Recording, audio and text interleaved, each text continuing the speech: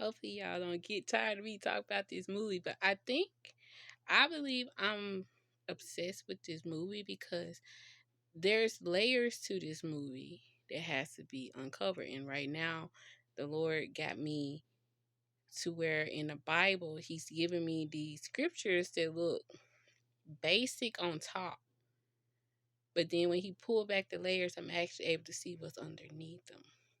And I think that's why I'm intrigued with this movie because it's layered the same way. Like, why did he do this? Or why she do that? Why didn't she do this? And why she didn't do that? Okay, the first question that I had, and yes, I did use like AI for this, and please don't come for me for that. If they're gonna put it on my phone, I'm gonna use it how I wanna. So, the first question I had was, why did he slide his foot under her dress? Because it was so rude to me, and I'm just like, it was so awkward too. Like, why would he do something like that? So I asked Chat, and this is what it said. It said, "Oh, that moment is wild. It definitely catches you off guard, and by modern standard, it screams, 'What are you doing?'" Because that's exactly what I was asking. Like, what is he doing? Why is he doing? I said, I would have flipped.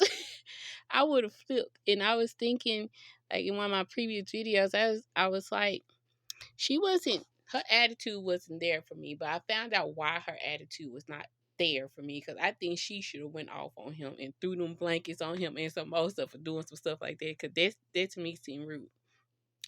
But what makes this scene so fascinating is the massive cultural miscommunication happening under the table. In traditional Lakota courtship customs of the 19th century, standard flirting looked very different from Victorian era American or Black Southern courting. And if you would notice the difference with Cleola and Wakamani and Cleola and Richard, the courtship was different. And even Wakamani said that to Richard. He said, "Is that why you don't sit with women or sit next to your woman or something like that?" And they got in a fight. Yeah, I'm understanding. Like whoever the lady that wrote this movie was a genius. She and put it together was a genius. This is genius ship. I'm probably gonna be on this movie for a long time. Even like years later, I'm still probably gonna be finding stuff. But anyway, that's why that was the dynamic that they was trying to show us between the courtship of the two different men. For Lakota, for the Lakota man, using his foot or a blanket to gently touch or signal a woman's foot leg under a table or in a social setting was actually a traditional discreet way of showing romantic interest and testing the waters. It was meant to be a private bold sign of affection. So he liked her from jump. The moment he met her on that road, he liked her. He showed interest. So that's what he was doing. I was like, bro, the miscommunication. The way I was like, bro, I was through blankets and everything. Like, man, we would have been in a heated argument over that foot right there.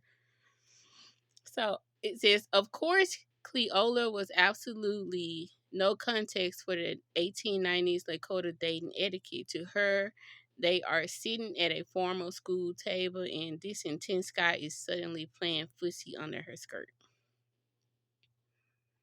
It comes across as incredibly forward, shocking, and yes, pretty rude. The brilliance of the film is how it uses these exact moments. While Kamini isn't trying to be disrespectful, he's trying to court her the only way he knows how. But it highlights how steep the cultural learning curve was for both of them as they tried to figure each other out. So, and I think she was intrigued by him, but she didn't like him at the time. He liked her. He like, ooh, you ooh, you cute.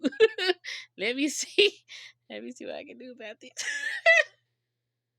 This is so cute. Oh my god. I'm probably gonna love this movie for the rest of my days. Man, I might be talking to Jesus about this movie in eternity. In the next earth in heaven. Man. The next question I asked was, what was this type of school anyway? What was the purpose of it? And based on what I read, it was the etiquette schools, the schools that we don't have no more. They used to teach you how to live in the society that you were in. That's what these were. Okay, the tactics used against native students, cultural stripping. For Wakamani and the other Lakota students, the assimilation was immediate, aggressive, and designed to sever all ties with their heritage. The philosophy of the era was infamously summed up by General Richard Henry Pratt, founder of the Carlisle Indian School, as "kill the Indian in him and save the man." Physical erasure, which is what the haircutting was. One of the most violent symbolic acts in the film is the forced cutting of the Native man's long hair. The Lakota culture, hair carries deep spiritual significance and pride. Forcing them into short Western haircuts was an intentional move to strip away their manhood identity and tribal connection on day one.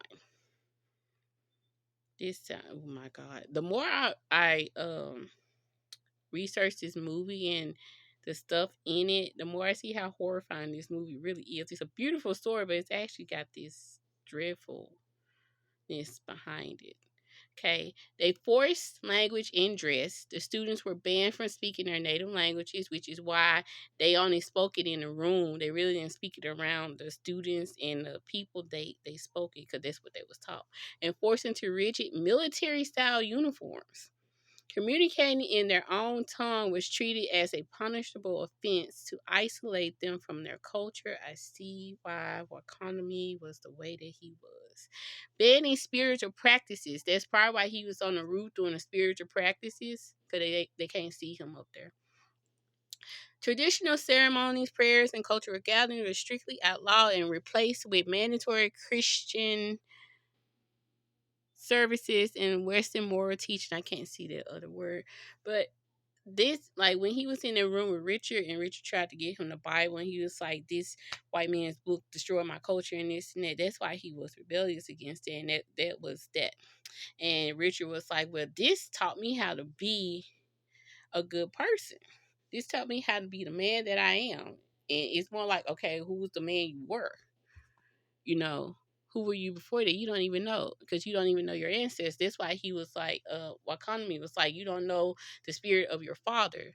They broke it in you. You don't even know it anymore. So this movie is deep, bro. This, I see why it won what it won. It won the award that it won. I see why this movie is. I really want them to do a remake. Now, when I said that I wanted them to do like bow and arrows and probably make it part of the curriculum, they would never do that. Not this school. The school is to break them.